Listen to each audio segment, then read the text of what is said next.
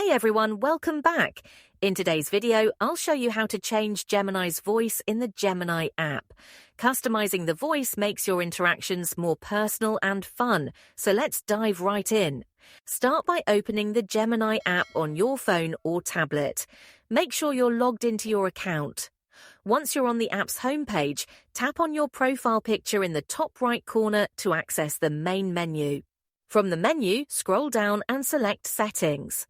On the Settings page, look for the option labeled Voice Settings or Gemini's Voice and tap on it. Here you'll see a selection of voice options. Tap on any voice to hear a preview. Take your time and listen to each one until you find the voice you like the most. Once you've chosen a voice, the app will automatically save your preference. You don't need to do anything else, just exit the settings.